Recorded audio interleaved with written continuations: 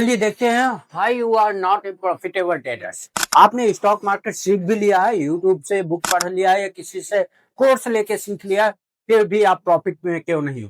पहली बात तो ये देखते हैं कि आप रिसर्च कैसे करते हो, किस प्रकार से करते हो और क्यों प्रॉफिट में नहीं हो, आपको स्वयं पता चल जाए। देखिए, इस टेक्निकल रिसर्च जो होती है उसको मैं आपको एक एग्जांपल से समझा। यदि आप कैंडलिस्ट पैटर्न के बेस पे रिसर्च करते हो, जी हाँ, दिख रहा होगा कैंडलिस्ट पैटर्न।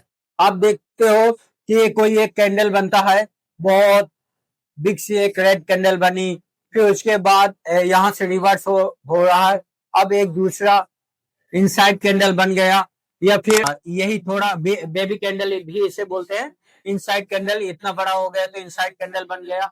तो आप कैंडलिस्ट पैटर्न में है marubozu engulf inside candle morning star evening star देख के ट्रेड करते हैं, इसलिए भी आपका लॉसेज होता है। क्योंकि कैंडलिस्ट पैटर्न जो एजुकेशन है ना, वो फिफ्थ क्लास की एजुकेशन है। कौन सी एजुकेशन है? फिफ्थ क्लास में आती है। उसके बाद यदि आप chart pattern, W pattern, cup pattern, M pattern, जैसे आप ये डबल टॉप देखते हैं, तो इसके अंदर ट्रेड करते हैं, ये एट ओ क्लॉक की एजुकेशन आती है, जो कि यूट्यूब में ये ज्ञान मिल जाएगा।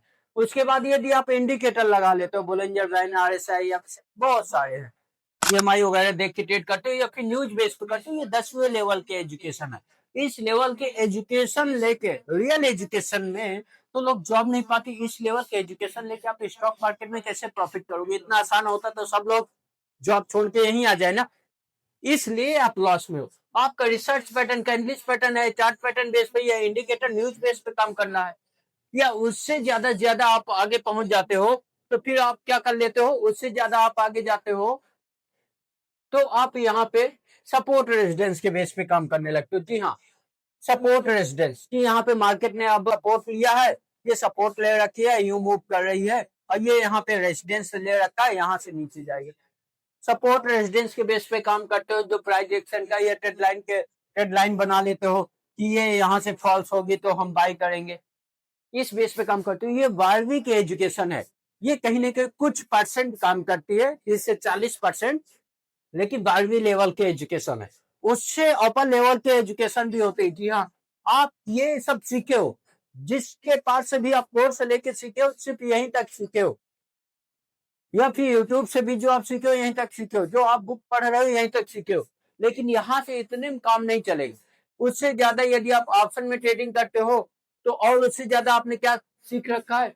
ऑप्शन चैन का डेटा देख के, ओपन इंटरेस्ट कॉल पुट का डेटा देख के, कि यहाँ पे साहब इधर 35 लाख बायर्स हैं और इधर 30 लाख बायर्स हैं, तो आप सोचते हो कि अब ये ऊपर जाएगा, कभी सोचते हो कि ये ऊपर जाएगा, ये चलने वाला है, यहाँ पे ट्रैप हो जाते हो। हालांकि ये एक ग्रेजुएशन लेवल की होती है, ओपन इंटरेस्ट वगैरह निकाल लेते हो, फिर भी यहाँ पे भी सक्सेस नहीं मिलती।